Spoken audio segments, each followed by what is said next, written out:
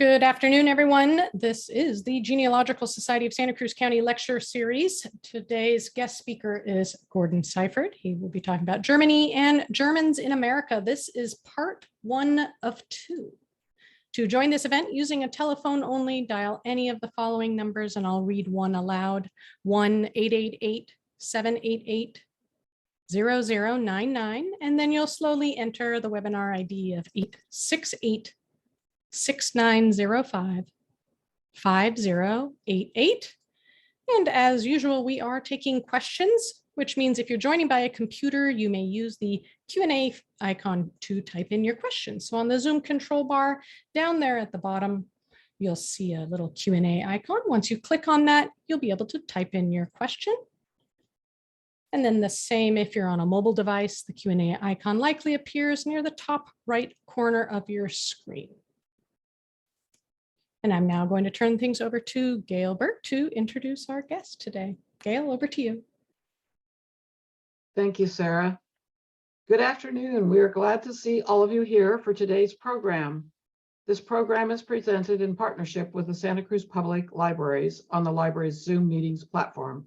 We thank our library partners, Sarah Jones, Victor Willis, and Jessica Goodman for their assistance in supporting our programs. In a moment, I'll introduce today's speaker. But first, though, we have just a few announcements. The Society's DNA Special Interest Group held its monthly session earlier today at the downtown library. The next meeting will be Tuesday, October 4 at 10 a.m. in the upstairs meeting room. Look for reminder notices about the time and place of the next DNA session. All the handouts from the DNA Special Interest Group can be accessed through the Genealogical Society of Santa Cruz County webpage under the category Lecture Recordings and Handouts. And a little later in today's program, I will repost in the chat the URL for both our Genealogy Society and the Immigrant Genealogical Society, whose president, Gordon Seyffert, is our speaker today.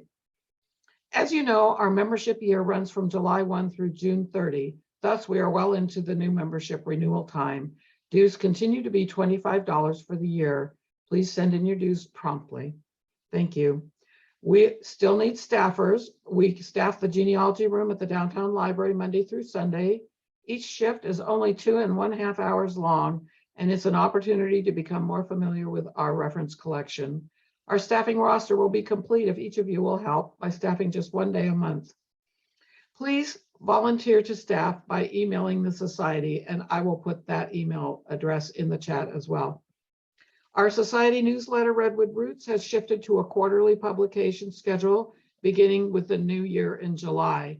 The first quarterly edition has already come out, and we are looking for articles about your genealogical endeavors, successes, and research tips, which can be sent to our editor, Lisa Robinson, at the staff email address, which I will put in chat.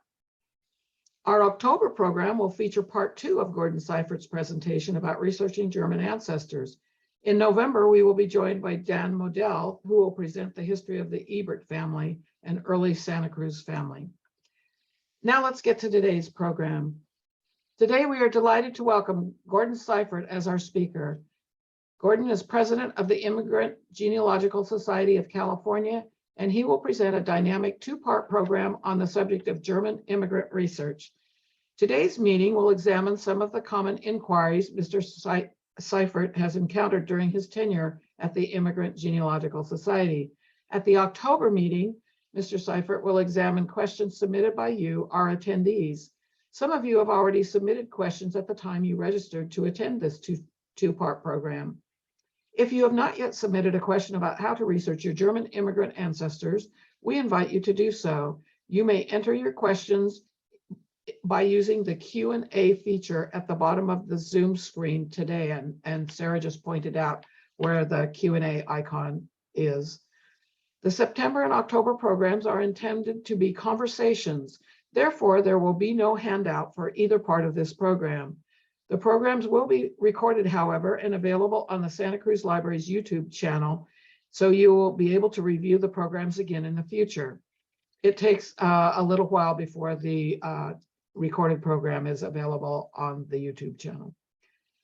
Gordon Seyffert is a retired university staffer who was born in St. Louis. His ancestry is half from Germany and half from the British Isles. His primary interest is German genealogy, since several of his ancestors immigrated to the US in the mid-19th century. He is especially interested in migration and the factors that cause people to relocate. Gordon says that he is a genealogist because he is a curious person who wants to know from whence he came. He categorizes himself as a lifelong learner. He refuses to be intimidated by problems of unfamiliar language and culture. Gordon is proud to be a talented amateur who enjoys helping others. How far back has his research taken him? Far enough to explain who he is. We are extremely honored to have Gordon Seyffert with us today. Please join me in giving Mr. Seyffert a warm Zoom welcome. Thank you.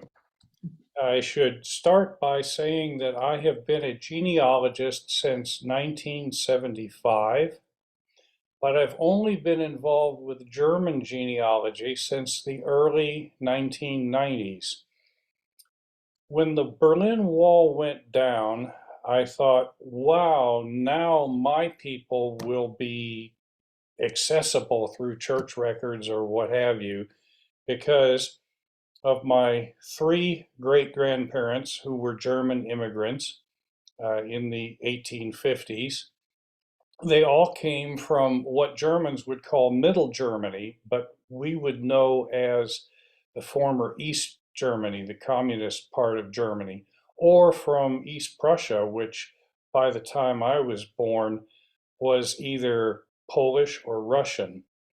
So working with the commonly available material, which was usually about Palatines or just generally people from what we called West Germany, that wasn't going to give me what I wanted.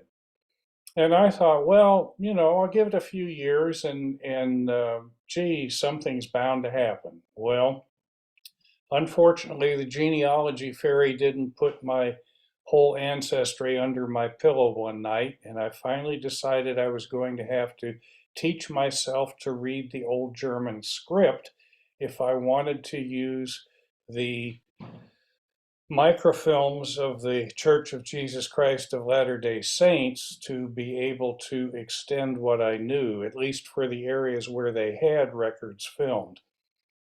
So I got started, and I worked with the Edna Bentz publication, If I Can, You Can, Decipher German Records. I think it was something like that. Came out of San Diego. And with that and another publication, I slowly dived in. I had an occasion in 1990 actually to go to Germany, and I ended up sidetracked by a strike of the rail workers with extra days in Berlin with nothing on my schedule. So I started going to libraries. I didn't speak German, didn't matter. I was just going to barge ahead and see what I could find.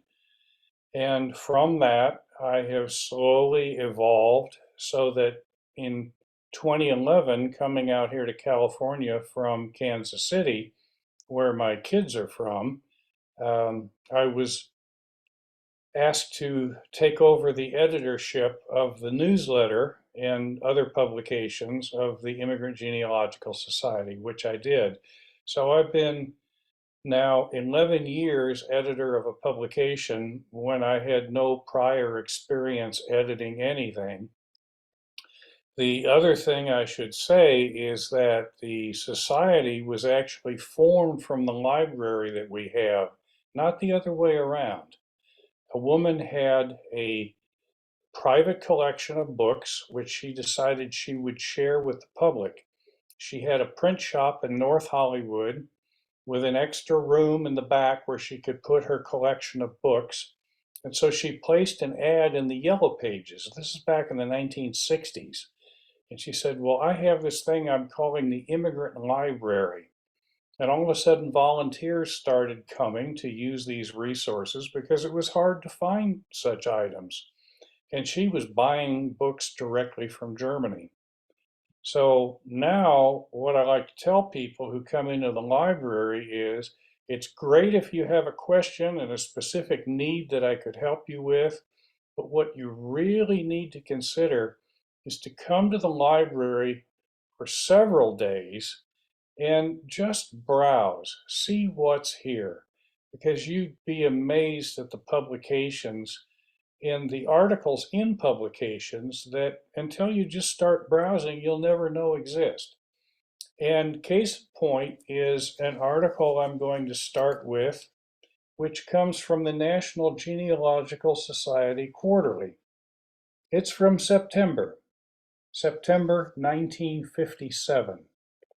And I encountered this because recently we decided we were going to become specifically a Germanic genealogical society, as opposed to one interested in immigrants from mostly Northern European, but European countries as a whole.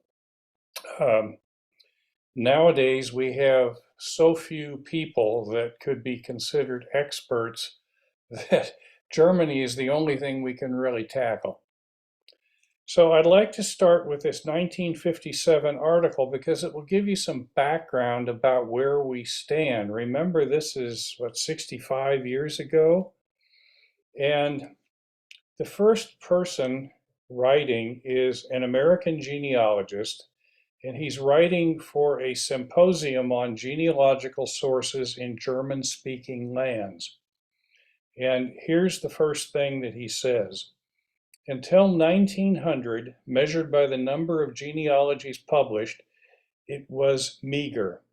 The number of books dealing with families of German descent was less than 10% of those dealing with families of British descent. Today, however, 1957, there are signs of increasing interest. There are millions of persons in the United States whose ancestors came from German-speaking lands after 1800, and there are a million or more whose ancestors came before the Revolution. These latter are not easily identified by their names because the newcomers often, voluntarily or involuntarily, changed their names. And then there's a list that goes on for most of the column about the changes that were made. So for instance, from Hershey to Hershey, the chocolate company, from Huber to Hoover, the American president, and I could go on. It tells you who some of these people are. But the person who's writing says, the descendants of the German immigrants have intermarried with persons of other national origins. Sociologically, these afford most interesting studies.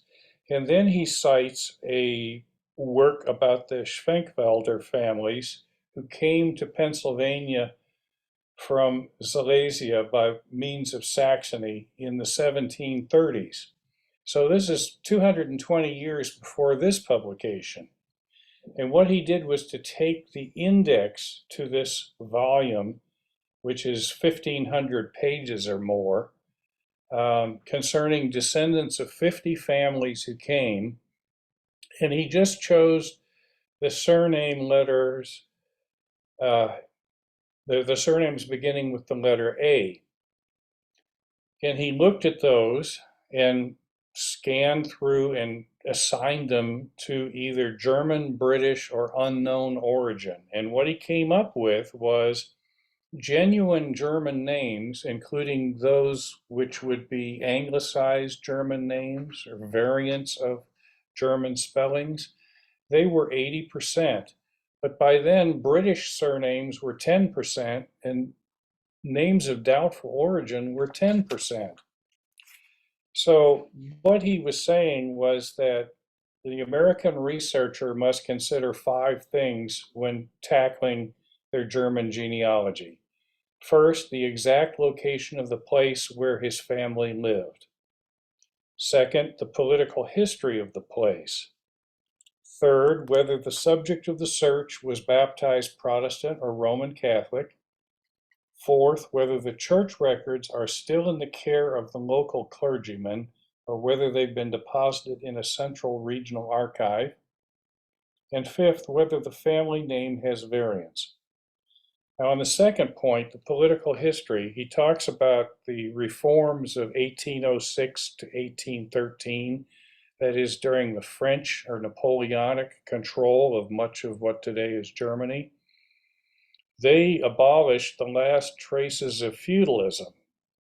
Okay, so what was the feudalism that was abolished? And he's saying that there were some 3,000 petty rulers. So you didn't have Germany, you had 3,000 separate jurisdictions. And that's what's complicating German research from over 200 years ago back. On the question of family name variants, he gives an example. He says, my ancestors went by the name of Schwebel in Hesse. Their descendants there still spell it as Schwebel. And by the name of Schwefel in Prussia, so that's Schwefel, so from B to F. The former is the correct spelling because the name signifies the Little Swabian. The latter spelling is the result of the pronunciation used by their neighbors in their local dialect in Prussia. So consider how complicated it is. We want to say that the name was changed at Ellis Island. Well, that's an old wives' tale because names weren't changed at Ellis Island. But names were changed when people got here. That's usually what happened. But this is telling us that names even changed in Germany as people moved from one region to another and the dialect was different. So they pronounced the name differently and then the name got spelled differently. That's something I haven't seen mentioned very many places. The next item I have to mention here is from the Federation of Genealogical Societies Forum from spring 2003. And it has a list of the major German immigrations. And I'm just going to highlight the high points of these various immigrations, not list them all. But from 1727 to 1775, they give credit to not more than 106,000 immigrants.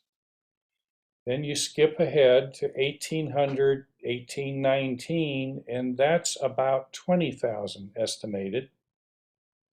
1830 to 39, you have initial civil unrest in Germany, and you've got 124,726. Now, how they come to that exact number, I'm not quite sure, but it's based on US Census information, I gather.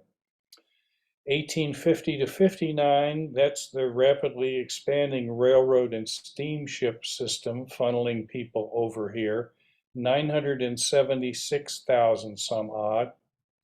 The 1880s, you've got the development of railroad and industry in the US.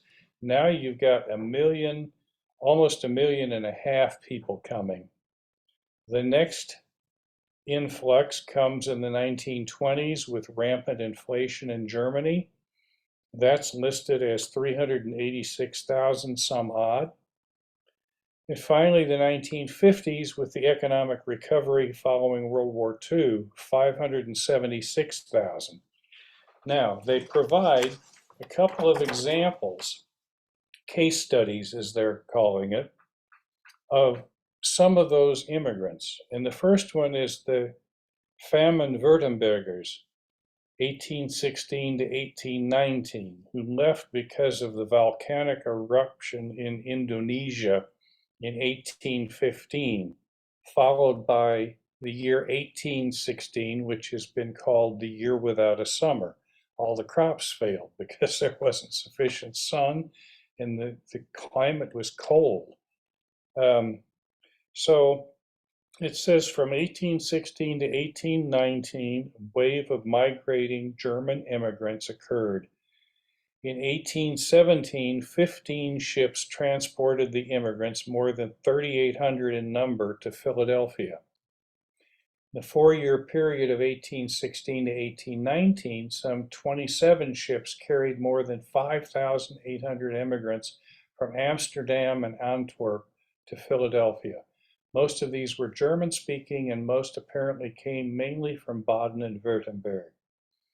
So that's a good source for many of our German ancestors, but we might not be aware that we should be looking, if the immigration date is known, to southern Germany as the source. Second case study they're giving is Alsace. And they're saying that during the 1820s and the 1830s, immigrants from Lower Alsace far outnumbered those from Upper Alsace. This phenomenon appears to be the result of a subtle form of ethnic cleansing involving all those whose native language was German. Likely after the Napoleonic Wars, French authorities encouraged German-speaking Protestants to leave the lower or Strasbourg part of Alsace. After 1843, the same phenomena took place to a lesser extent in the south. So it gives you an idea. If you use literature, you will find out something that might give you a clue as to where you should be looking. If you've got a date, but not a place, and maybe the surname suggests a general region. So you know, for instance, that they're coming from the south of Germany or from what now is France, and not from, say, my East Prussia.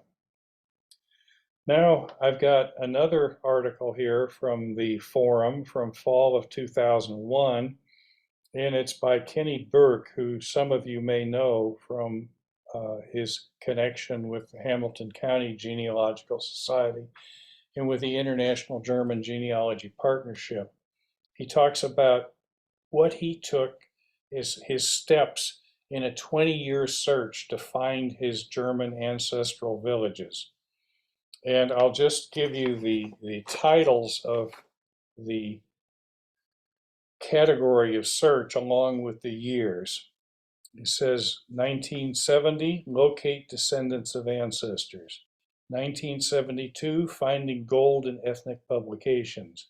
1974, groups and families emigrate together. 1975, other death-related documents. 1986, church records and Old German script. 1992, playing the long shots with searching records in a specific area. 1993, seeking new sources. And so this gives you some notion that it might be a 20-year search to find your people. And the more you learn, the more you know to do, and the more you know to do, hopefully the more opportunities to travel and do that searching. My next quick coverage here is 5 tips for starting research in a new locale. And this isn't an article that relates to Germany per se. It's just about what you should do when you're trying a new area that you haven't worked in before. And I like it because of the introduction. Traveling salesman Harold Hill rolled into River City, organized a Phantom Boys band, and was nearly run out of town because he didn't know the territory. Smart genealogists, just like smart traveling salesmen, will get more satisfying results if they get to know the places they are working. And so what this article recommends is, first, know the geography. Second, learn the history. Third, determine what government kept the records. Fourth, discover the records. And fifth, find other researchers, or I would say, make connections.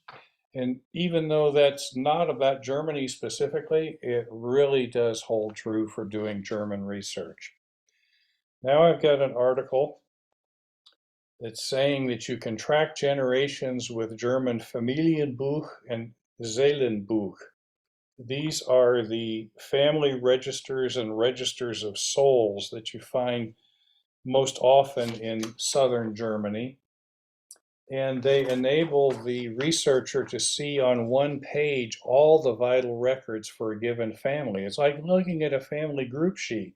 So you're seeing at the top the parents, and then below that a small section about their parents, so the grandparents of the children, and then next you have the listings of this couple's children. And this is something that you'll be very fortunate to find, but Baden-Württemberg is where you're going to find it. And I would recommend that you think about investigating that. Use Family Search Wiki to learn more about it, but it's something you shouldn't neglect. Another article here, Germantown Anniversary Books. And it notes that many genealogical societies don't carry these. I'm pleased to say that IGS does, if we could get them. For several years, I was going down to the annual MyFest celebration in Orange County in Anaheim and trying to pick up whatever examples of these books I could find that were being sold by the German American School Association. As older generations, typically those who came here to Southern California after World War II, died off, their children or grandchildren didn't know what to do with these books that were in German because they weren't speaking and reading German. So they donated them to the school association to sell for proceeds. And it was my opportunity to pick these things up for a song that you wouldn't find anyplace else. So we do have quite a few of these. The kind of information that's presented varies, of course, city by city. But using the first example, it says, one lengthy chapter presented a detailed house chronology in which each of the 186 houses in this town was meticulously defined in terms of its ownership changes through the years, starting in the late 1600s and coming forward to the present. So if you know your person is from that town, wouldn't you love to have that kind of a book? In this housing chapter, there was a reference to ownership of a house. The record stated that the person was a resident of a neighboring town 8 kilometers away. And then in the house ownership chapter, the book refers to married women by their maiden names. So that's giving you information you might not easily find. In the chapter on schools, a reference was made to an ancestor who had come from Switzerland. So this is just one example of the kind of thing that you can find. But those aren't what you normally hear about. You're going to hear about church books, civil records, the town lineage books, Ortsippenbücher, that sort of thing. As for the IGS, the Immigrant Genealogical Society, there are a number of things that we have that I would mention as resources, and perhaps you have this, or perhaps you could get them at the Sutro Library or someplace else, maybe in Sacramento, if you need to take a little trip. The first thing that I mention is the Deutsches Familienarchiv, which is a thoroughly vetted, batch processed series of almost 160 volumes of German genealogies by German genealogists. And the great thing about it is, at least for the first 150 volumes, there are indexes that go with them, and they're every name indexes. So if you've got a name that you don't know much about and you look through the 5 little index booklets, you can see references to which volumes of these 150 plus might have some mention of the name. Sometimes it's just going to be the name of someone who marries into another family that's being profiled. No information about the person themselves, but other times you might find a whole research project devoted to your family.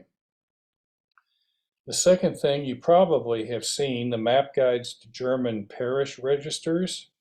That's key if you're trying to find out where you should be looking if you don't have the book for your town. Maybe there's a book in a neighboring town that a library has that will at least give you some information about people of the surname.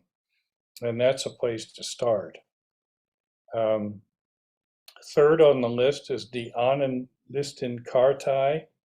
So this is the information coming from the Leipzig Central Archive. So this is a place where Germans filed their genealogical research, particularly in prior years.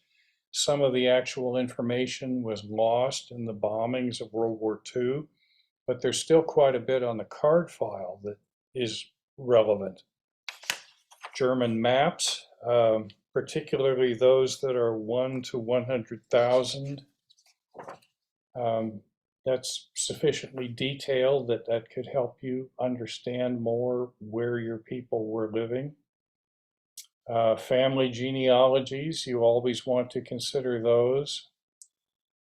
We have surname files, and we used to have a first immigrant file. Much of that is no longer relevant. But there's plenty of things to be seen, and I could go in further detail if need be. But I will now get to the thing that you've probably been waiting for, which were those letters that we get.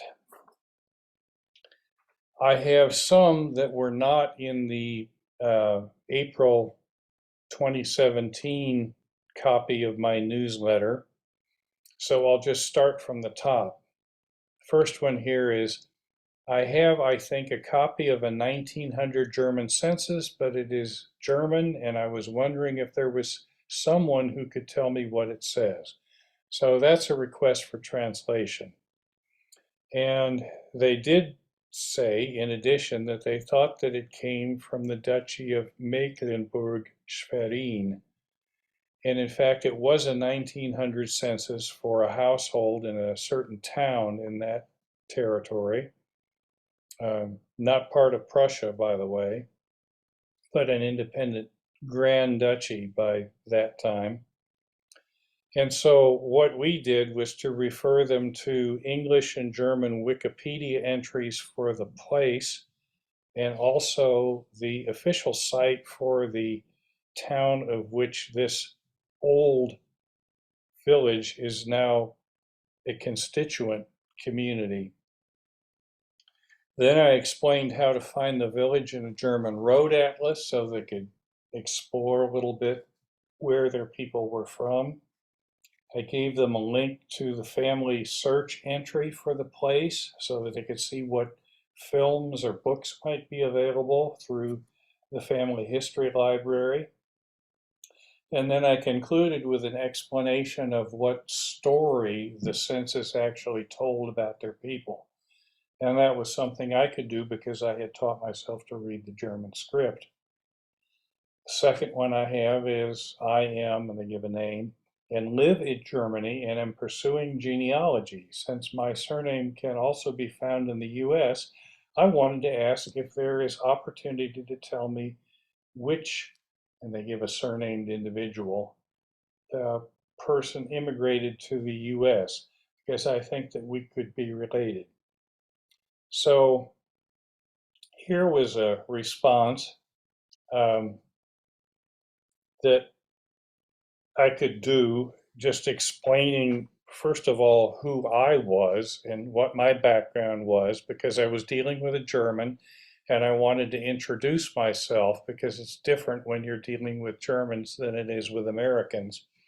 You don't want to be terribly formal, but there is a general way that you write to Germans. And then I said that we had at IGS nothing specific about the surname, but I had located a family of the same name in Wisconsin using ancestry.com. In fact, I had a printout from 2 primary families of the surname. But after that, lacking specific contacts in Wisconsin, I had to let their matter drop, and they had to actually go looking in Wisconsin because you might imagine, even though there's significant number of German immigrants in the upper Midwest, here in California, we don't have an extremely abundant number of sources. So there is a limit. We tend to have more things that would follow the migration path to California. Third one I have says, I believe that I have found the record of my great-grandmother's birth and confirmation in the church records. And then they go ahead and say, are there civil records to validate their marriage? The marriage record would answer many questions about our ancestry for our family.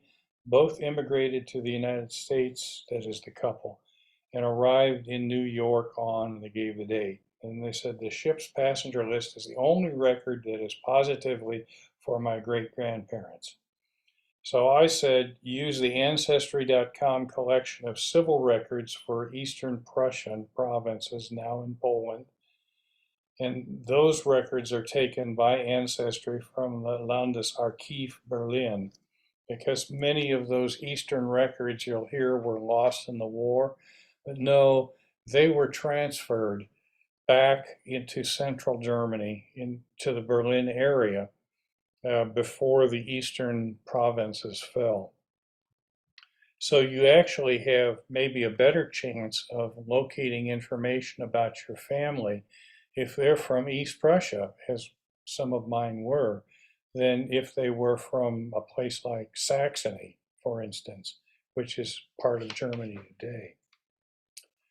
This particular query mentioned people coming from Pomerania, so I had to say that we had a Pomeranian special interest group. Now that's a separate organization these days, and we don't have the materials because we gave them to this special interest group, which is now incorporated in California as a freestanding organization. Then there was another follow-up query about a place in Schleswig-Holstein, and there I referred her to finding aids. If you go to the IGS website, there are finding aids available, which I did a number of years ago, describing the on-the-shelf resources and internet resources that I was recommending, and also giving a list of the village lineage books that we had that covered a particular region that was being addressed. And so that's something that often gets given as a response. Here's the fourth one. I was once told that my great-great-grandfather was a tailor for the Kaiser before coming to the US. If he was a tailor for the German army, I would like to know where the sewing shop might have been housed. I missed out on sharing the information with my father, who passed away 6 years ago, and I'm now a 17-year cancer survivor with many complications and want to share the information with my children and family before I'm unable to complete my research. Well, here I suggested that they attempt to find the first church in Philadelphia where this person came when they arrived in America, and to see if church records might be available, because the first church records are probably going to be in German, because naturally a German immigrant is going to go to a church where German is spoken. Therefore, the minister is going to be German, and the records are going to be kept in German, which are going to be more detailed than you would find in an English language church. I also suggested that city directories could help narrow down the arrival date, and also suggest the churches which might be near to their place of residence. And for Philadelphia, you're going to find city directories years and years and years ago. Another one I have here is, I'm trying to locate genealogy information on 5 persons of the surname, whatever it was. So I checked our surname files, and I didn't find that name, but Since it appeared to be possibly a Swiss surname, I checked the Swiss surname book, which we have, and found possibilities in 2 cantons of Switzerland. So that was of some use to the person, I think. 6, I am looking to obtain some vital records, such as birth certificates of some German relatives who fled Germany during World War II. Additionally, I'm looking to obtain basic information such as places of residence and dates of acquisition of U.S. citizenship. And then they said that the information was being gathered in support of an application for German naturalization. We get all kinds of inquiries, and you never know what they're really trying to do, but that was interesting to see. So I contacted a friend in Germany, and he did write back immediately, and we suggested the appropriate regional branch of the National Archives here as a possible help. But following some further thought, my friend contacted the researcher a second time and suggested that he hire a professional in Germany. Well, if you're trying to get citizenship, that's probably wise advice. Here's one that says, I am looking for a person willing to take a family of 5 to visit 3 towns just north of Trier and 3 towns on the eastern border of Luxembourg.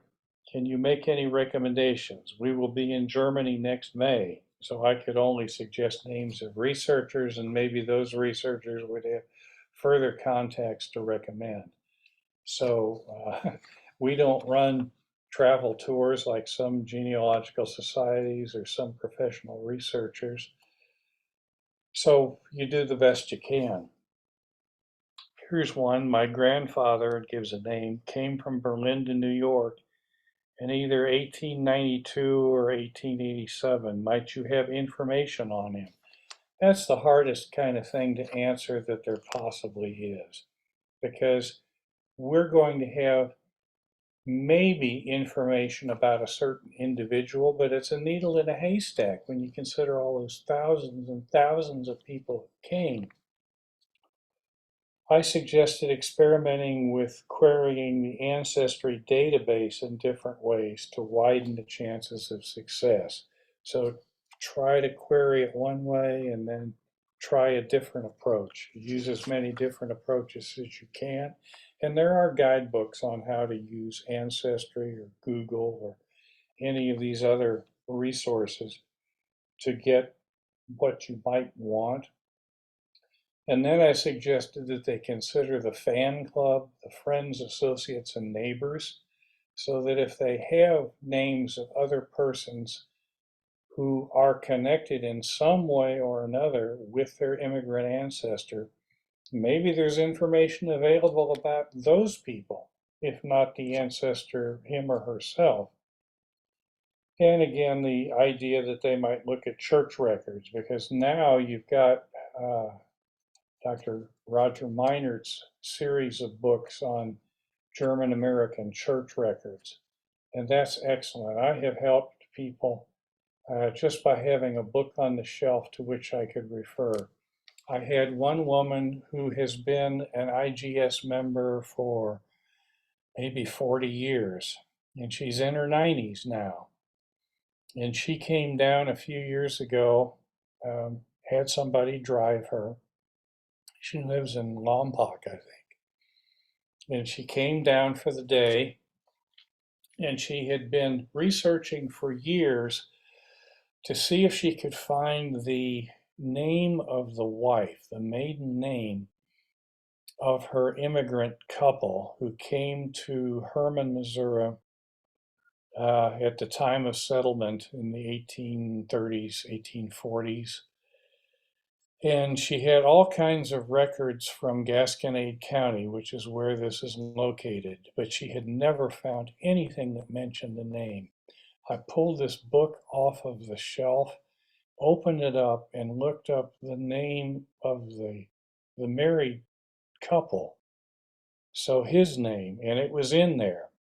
Lo and behold, there's a reference. And It's to a baptism in a county across the Missouri River to the north and then some counties to the east.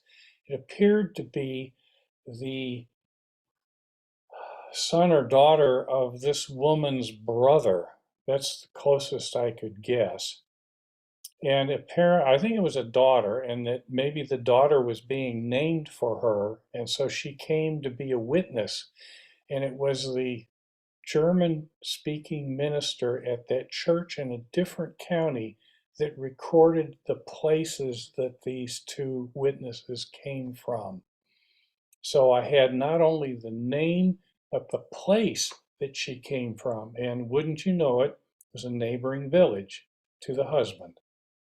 So if you can get those books, if you don't have them for reference, I highly recommend those for finding your place of origin for your immigrant ancestor. Here's one person was asking about a Cincinnati German press newspaper. Would I happen to have a copy of this in my library? Well, we don't have copies of German newspapers. We have a book that tells you where they might be found, but we don't have them ourselves because we're a very small library. So here I suggested two Cincinnati libraries that might carry it. I suggested the names of two books which might have helpful information. And then I gave them a link to the Ohio Historical Society. It's the kind of thing that you often get as a request for something that you might wish you had, but they were asking for a resource for Cincinnati, and here we are in Southern California. So the kind of requests you get can be just related to the fact that you put yourself out as being a resource for German genealogy, and you can be asked almost anything.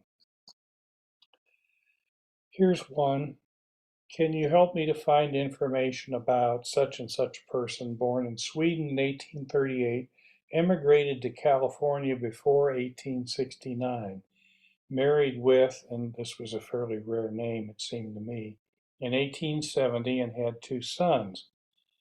So I did a quick online search and found the wife in the 1870 census. She had children of the same name living with her, which suggested that marriage to the guy's ancestor was a second marriage. So then I looked for the first husband, found him, found a will. The will named the widow and the children, so I knew I had the right person. And then I had to fall back on what I could find on the second marriage, which was very little. So I could only suggest a strategy for research. But here's my comment. This was an unusual case in that first, there was very specific information with which to work, and second, answers were readily available without much effort. All it took was research experience, a subscription, and perhaps a different set of eyes with which to view the problem. That's the kind of request I enjoy getting. I had hoped that this person might join my society, but that didn't happen, unfortunately.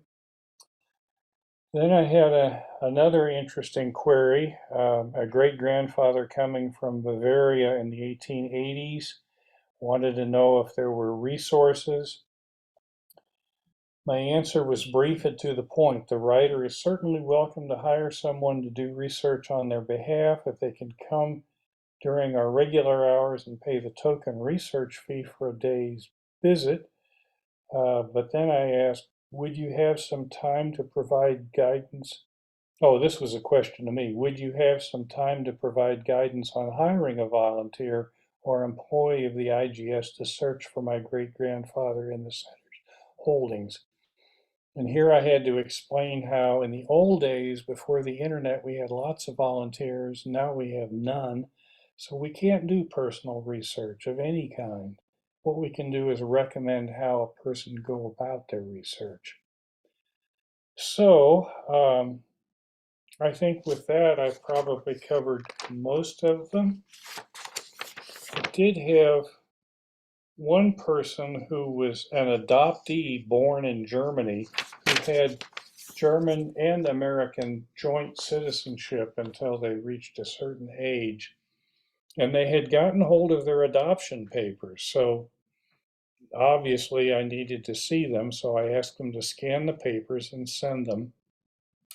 Then I showed them to a member who was on our board at the time, no longer.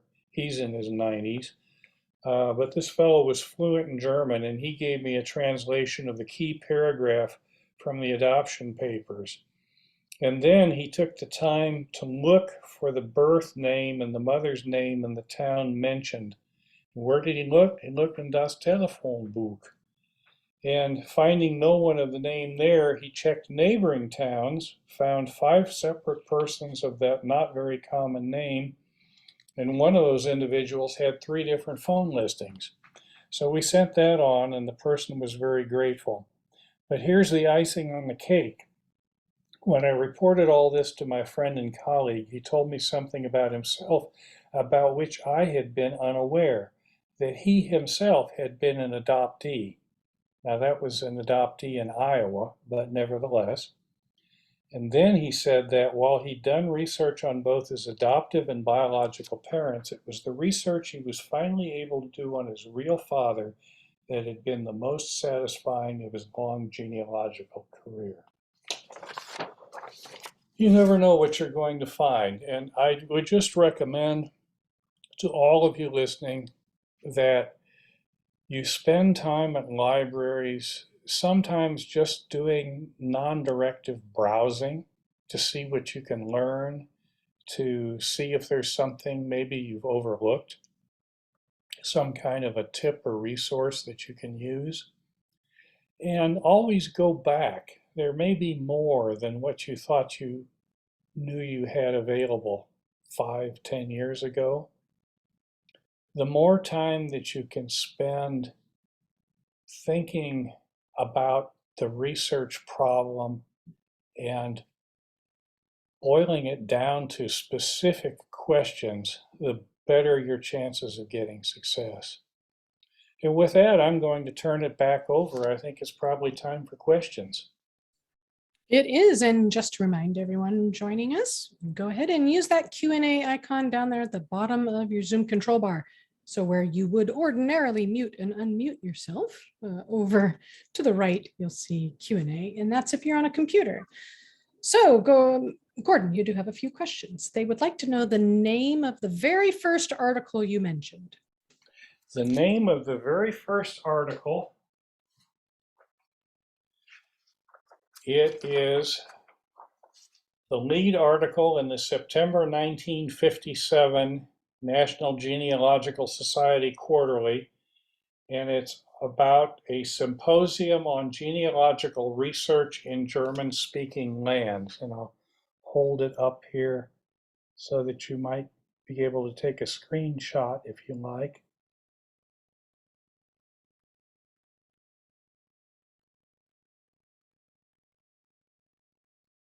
It actually goes for 2 issues. There are a number of articles, and some of them are specific to certain regions and by people who are knowledgeable about those regions. One is on research in the Palatinate, and it's by the archivist in Kaiserslautern. One is about the archives in Speyer by the director there. Then moving on, there's an article on sources for Hessian genealogy, by which they mean Rhenish Hesse. A following article on research in Hesse Darmstadt. And then there's an article on genealogy in Switzerland. So that one was the December 1957 issue. And that kind of feeds into your next question, and they just wanted to know how they can find all of these articles, I think. Well, This is going into our vertical file. I had practically a whole shelf of old National Genealogical Society quarterlies, and we have had to downsize, and we're downsizing even more. And so one of my purposes in becoming specifically a Germanic Genealogical Society was that that would allow me to take these old quarterlies that no one ever looks at and take them apart to get the articles that are of particular interest to a German genealogist and put them in the vertical files. So that if you come into the IGS library, one of the first things you want to do is check the vertical files to see what we might have in the various drawers. We've got 2 file drawers that are devoted to American states and in many cases specific information about German immigrants to those states. Then there's another drawer that has to do with Germans and other nations besides Germany. There would be 3 drawers of information about Germany. The first one is a general file drawer, and the second 2 are devoted to specific regions and the information relating to those regions. Then there's a research drawer that has to do specifically with microfilms that we have. Probably you could only find, if you could find them in Salt Lake City, on Schaumburg-Lippe, which is a region, a small region west of Hanover. And it's a part of the state of Hanover today, but there was a disagreement between the people that had the original films in their archive and the archivists in the Central State Archive about whether this specific area in their semi-regional archive had a right to be selling films of the church books to outsiders, because the modern German state wants that revenue for themselves. And of course, what's happening today is Archeon is the source for a subscription view of church records from your particular area. And they of course get some of the revenue that comes into that central subscription site. So even today, it's a little bit of a sensitive thing for me to say that I actually have microfilm of many of the towns and villages in that region. And I can look on the microfilm myself, and I don't have to go to Archeon. I don't have to go to Salt Lake City to try to find the information. So I have another drawer specifically on that.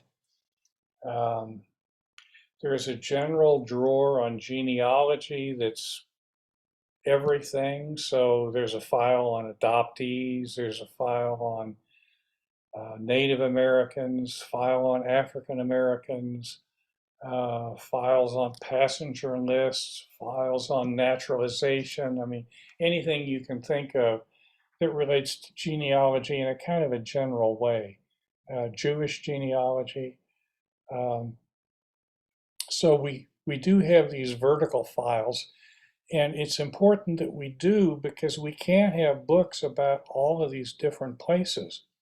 So I got a query from one of my members just this week saying, well, there's a family story that we had the first member of the family to come to Latvia was a Napoleonic soldier who stayed behind and didn't return to France or to Germany, whichever he was from.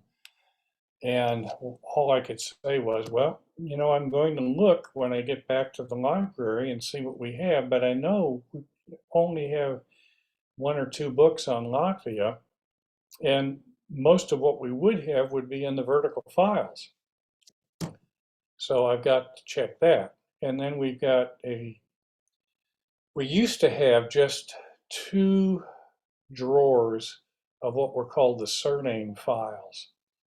And I have now expanded that. So we've got three drawers that are chock full.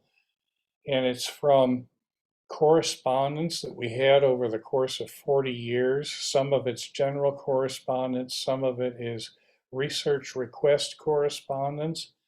By research, I really mean lookups in the books that we had, because we used to advertise that we would do certain lookups. And you can still find mentions of those on our website. But that's not much of a business anymore, because now we have the internet and people are used to going online to find a lot of that sort of information. I mean, part of the lookups we used to do lookups in the 1880 US Census. Shows you how far we've come. So I hope I've answered something there. All right, so the next question, I had a little bit of trouble deciphering it at the beginning, but I think I've got it. It says, can you fill in the word I missed in one of the resources you provided, please? Map guides to German something Parish registers. Parish, Yeah. Parish. Yeah, the editor of that series is Kevin Hansen, spelled Kevan, surname Hansen.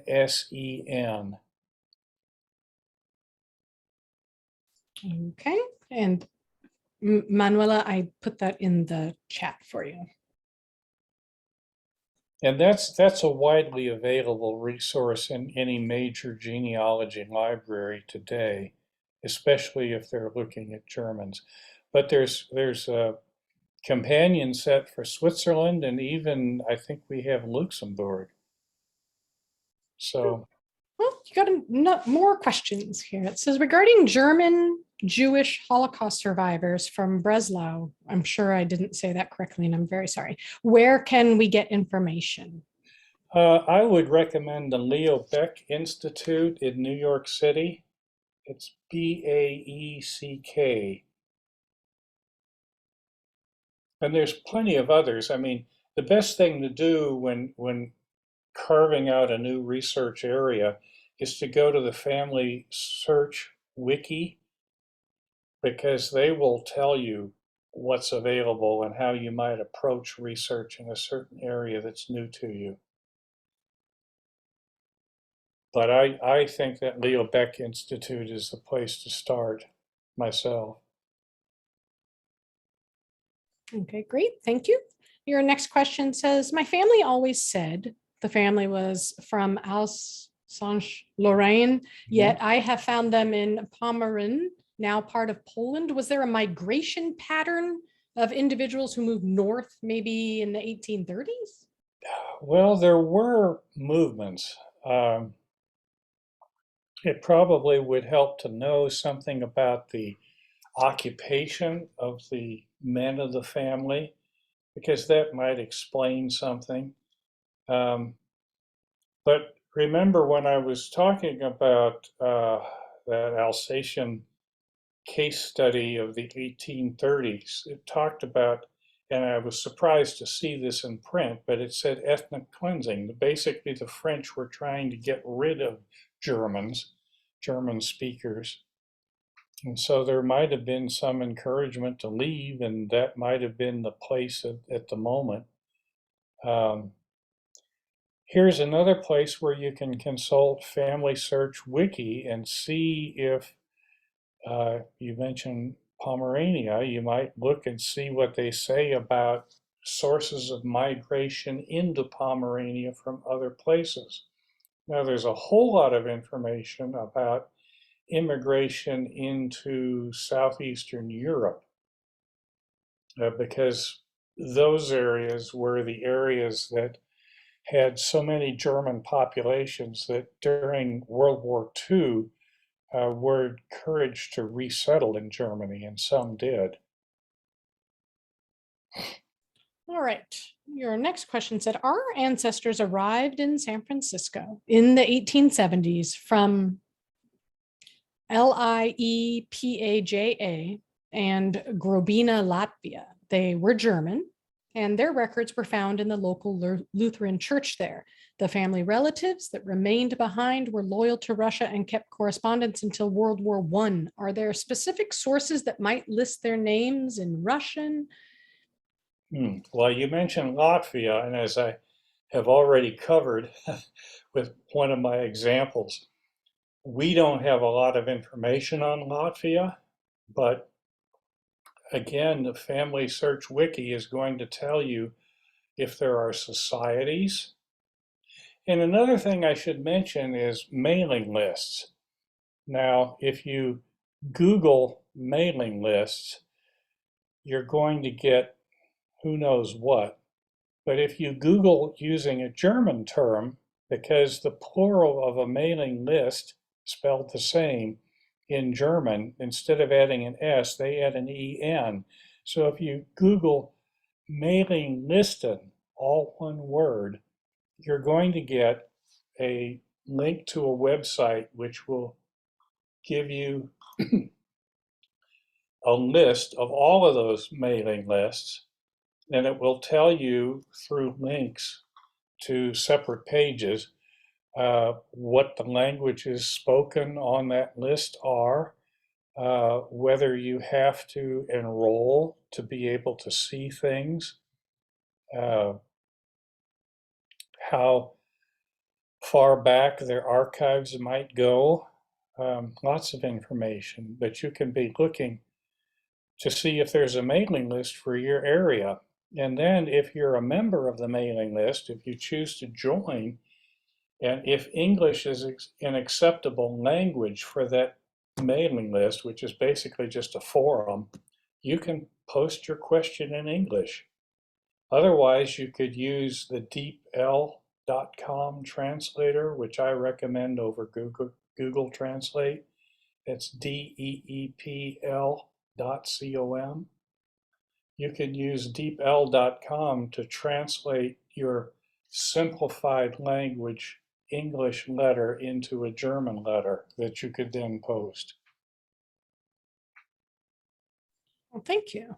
Next question, I'm not sure it's a complete thought, but we'll see. What areas in the US would you recommend to give best chances of finding an immigrant's hometown back in, and then somehow the rest of the question got truncated. So Cindy, if you could possibly maybe post the rest of that question in a different Q&A.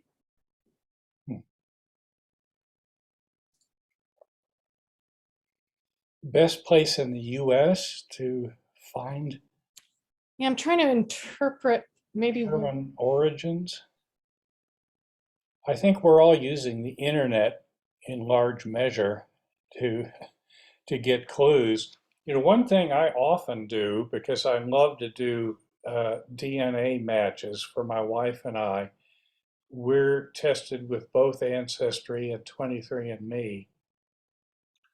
But I love to, for instance, if I've got matches in 23andMe of two people of the same name, what I'll often do is take those two names and use those in quotes to do a search on Google and see if I have an obituary turn up that mentions those two names. And that sometimes gets me off on a path. It'll give me a little more information. And if it gives me enough information about someone who's already been deceased for a few years, then there's a chance I can look up that person on ancestry.com through the family tree selection and look at different people's mentions of an individual in those family trees. And that sometimes gives me a lot of information about where ancestors might have come from. So you kind of have to combine different possibilities. Sure, and they did add a DNA matches, so I know that these people are related to me somehow. It's my problem then to figure out, if I can, which branch of my tree they would relate to. And on 23andMe, I probably have at least 60 different people identified that I can place in my tree. Sure, and they did add a follow-up, and they said that they only have Saxony or Prussia and no specific hometown. Oh, well, that problem of Prussia, if if all you've got is Prussia, you really have nothing.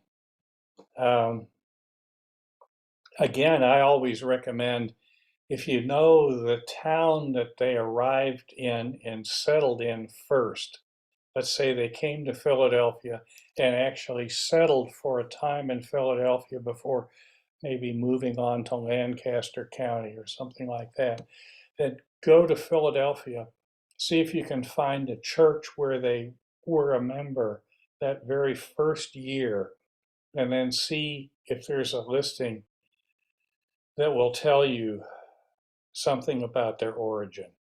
Or use that fan club. If you got the name of somebody else, try searching them and see what you come up with. And this is just kind of a funny follow-up. It said, I have a hard time using the surname Petersil because it comes up with cooking and it means parsley. Yeah, well, that's another problem. Try searching on the German sites if you can. Um, you can actually, with your search engine, you should be able to specify German as the language of the hits that you are requesting. All right, so that ends the questions that have come in on the Q&A. And just to remind everyone, maybe you didn't see it, but on the registration forms for both this part 1 and part 2, there's a section where you can type in your question for next month's part 2 of this program. So if you haven't quite formulated your question yet, go and register for next month's session and you can enter your question there. If there aren't any further questions, I might just add a little bit of personal history. Oh, yes, please. To the mix. It mentioned in the introduction that you used that I'm interested in migration. Well, I've got 3 different great-grandparents who were German born, and so fortunately I have determined, to my satisfaction at least, the reason for the immigration. And then my wife has only one German immigrant in the 19th century, and that's from 1834. But again, I think I pretty well confirmed the reason of leaving. And each of those 4 persons or couples or families had a different reason for coming to America. None of it had to do with religion. So in the case of my paternal ancestor, my Seyffert ancestor, he brought his family over here in 1854, and he had been in the revolution in Saxony, which in the case of Saxony was 1849 and not 1848.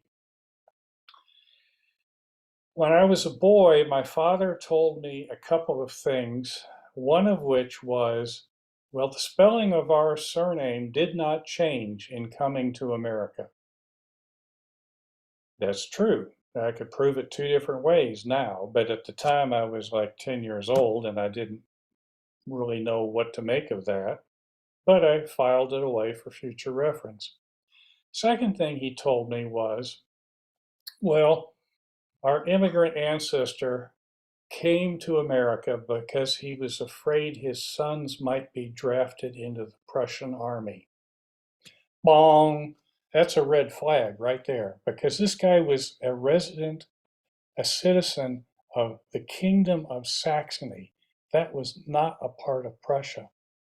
So why would he be concerned about his kids being drafted into the Prussian army? It just didn't make sense.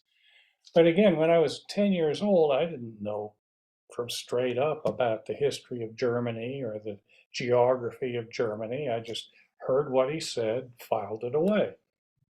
Well, after 40 years of working on and off on this problem, I finally came to an answer to my question. And it had to do with the fact that the family came in 1854 and that he had sent his son over in 1853 to survey the possibilities of employment in St. Louis because there was a former comrade in arms in the Revolution who had moved to St. Louis, and so the son was to look up this comrade, colleague of his father's and see what the chances were of their being successfully employed more or less in their trade because they both practiced the same trade, father and son. And the reason 1853 is significant is because there was a major world event in 1853.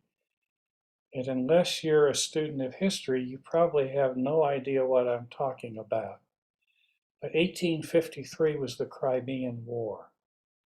The Crimean War didn't involve Germany. It was between France and England primarily on one side and Russia on the other. So how does that involve my Seyffert ancestry? Well, it turns out, if you study the matter, that first of all, the revolution in Saxony had been put down by Prussians.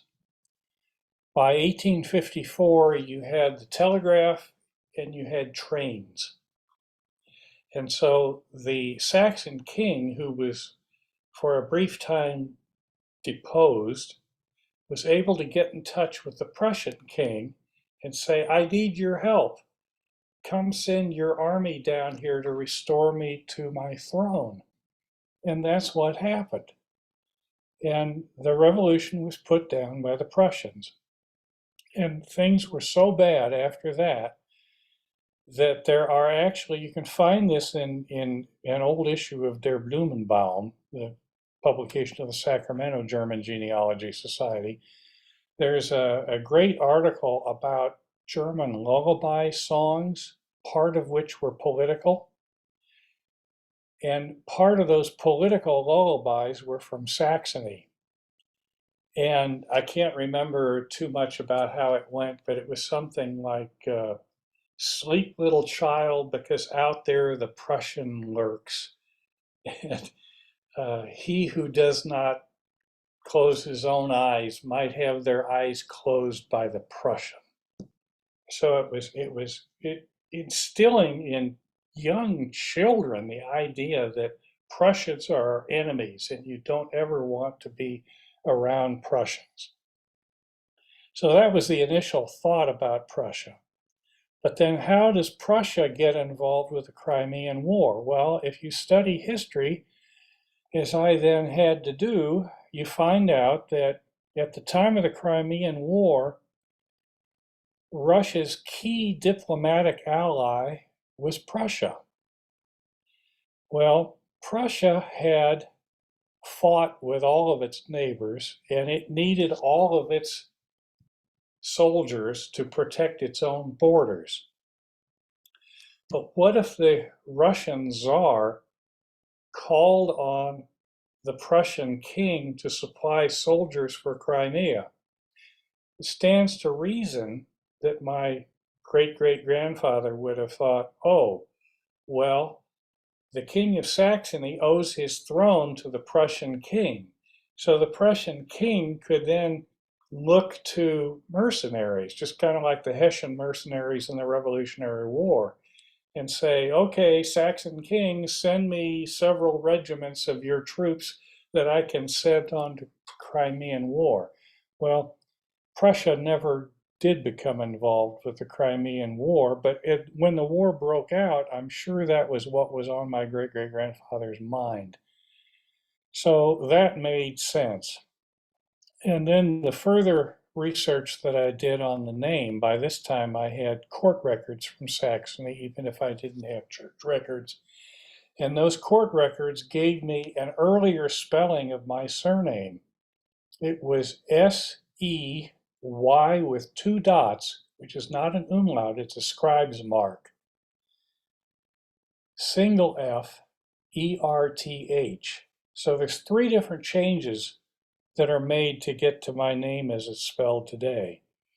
And when I studied those changes, I had to conclude that my great-great-grandfather had chosen what I consider the modern spelling because he wished to be modern, politically at least. But at the same time, he wanted to practice his trade, and the beginnings of industrialization were forcing him out of his trade. So the first thing he did was move from a small town south of Leipzig down to Zwickau, which is where automobiles are made still. At that time, there were no automobiles, of course. We're talking about the 1840s and 50s. But it was a larger town, and I think he thought, well, maybe my trade is going to have a stronger foothold in this larger city than it does being so close to Leipzig in this small village. So I think when he came to America, he had 2 motivations: to keep his sons out of war and to find some way to practice his trade in what was admittedly a boom town in the 1850s in America. And unfortunately, he lost on both counts.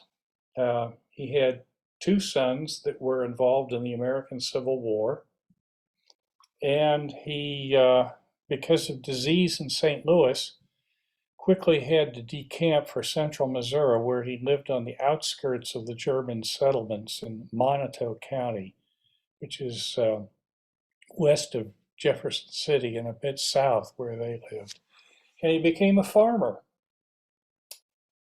So the only thing he had in the last analysis before he died was his name. And that explains why my dad said the name didn't change, because in the family it had been important. It had been the one success story. And my dad didn't know why it had been important. I had to discover that. But that shows you how complex migration stories can be. Now, the other 3 stories I had on the maternal side, one family that came to St. Louis in 1852. Well, no, came to Brooklyn in 1852, and then my great-grandfather came to St. Louis about 1856 and established a grocery. And the reason that the father and son came was that the father was illegitimate, so he couldn't practice a craft, a guild craft in Germany. He could only be something like a grocer, which was not a guild trade. So as soon as they get to Brooklyn, father and son are working for a company that's making iron safes. Now that's something that would have been skilled labor they never could have done in Germany. So it was an economic opportunity question. Third of my family was the mother came in 1857. She brought her eldest daughter, and that daughter met one of the seamen on the ship coming over, fell in love, and they ultimately decided to get married, and she left her mother in St. Louis and went back to Germany with her husband-to-be. They got married and settled down in Germany and raised a family there. So then mom calls for the second daughter, and that's my great-grandmother. And she comes over in 1860, and she's there, I don't know, maybe 6 months, meets a young man who's started a grocery in St. Louis, falls in love, and they get married, coincidentally in the same church that the Anheuser and Busch couples get married in the month later. So we say Anheuser instead of Anheuser, but whatever. Same church. But when I actually got to a death record in St. Louis, not the state's death record, but the city's death record, which was spread over 2 columns, there was a remarks piece at the end in the right-hand page. And it noted that the woman had died of cancer. It was liver cancer. I do know enough about liver cancer to know that it can be a cancer that has metastasized from the breast. And in the remarks column, it said that she had been ill with cancer for 5 years. Her immigration date was only 4 years previous. So I think she came to America knowing she had cancer. And I think what she wanted to do was marry her kids off in America. The father never came other than for a visit one time. He stayed in America, and when she died, he remarried. So very unusual. And I don't know the reason she thought that she could maybe find a cancer cure, or maybe it was that she was following someone else, and I don't know who that person is. I've never found a fan club for her for coming to St. Louis. But I know that the reason for coming was different than the other two. And then lastly, my wife had an ancestral couple that were first cousins to each other, which is making my DNA matching very easy, because there were a lot of first cousin marriages in this 3-village parish that she was from. And these people left in 1834 because they had been under French influence and loved the French reforms of Napoleon. And this little sliver of land, which was the Principality of Liechtenberg, was being sold to Prussia in 1834. And so there was actually what I call the German Mayflower for my wife's family. There were 7 couples and their children on that ship that I know of that were all interrelated. And they were all leaving because they didn't want to be ruled by those boorish Prussians from Berlin. And so that's an amazing story. And I've had that theory confirmed by a German genealogist who lives nearby in St. Wendel. And he says, yeah, that's it. They were people who couldn't stand the idea of suddenly coming under the thumb of Prussia. So 4 different stories, and it was years of research that gave me those stories. It wasn't anything passed down to me on any side by anybody. I had to discover it. Well, we're at about 2:30. I don't know what we want to do at this point, but I'm done if everyone else is done. And normally Gail comes back on to close us out. Thank you, Mr. Seyffert. You're welcome. Sarah, did you see that there are some additional questions in the Q&A? Sure, but since we were at 2:30, I thought I would put them on the list for the second Okay, we'll part. put those on the list for the next session. Thank you. I will get to it. Thank you to our speaker, Gordon Seyffert, for an intriguing introduction into some of the issues that arise in researching German ancestors. This program has been recorded, and the recording will be available soon on the Santa Cruz Public Library's YouTube channel. Thank you for being with us for today's program. Please join us again on the first Tuesday of October. That is October 4, 2022. At 1 p.m. for part 2 of Gordon Seyffert's program, at which time he will answer as many of our German research questions as possible. Just a reminder, although today's program does not include a handout, you may access available handouts from earlier programs by visiting the Genealogical Society of Santa Cruz County website and clicking on lectures and handouts, and I put all those addresses into the chat. So be sure and save the chat. To save the chat, you click on the three little dots on the Save Chat window and then click on Save Chat. When you visit the Santa Cruz Library, the Genealogy Society website, you will also find the membership application form there. If you are not already a member of GSSCC, we cordially invite you to join our society. And Sarah has shown the images of the webpage and the form on the screen. And then, Sarah, we can show people how to register for the programs. To register for our programs, all you need to do is enter your first and last name, your email address, and then click on the optional small yes box, which allows the Genealogical Society of Santa Cruz County to send you more information about a variety of events you might be interested in attending. Once you click the blue register button at the bottom, you will receive the Zoom information for the next program. Thank you again for joining us this afternoon.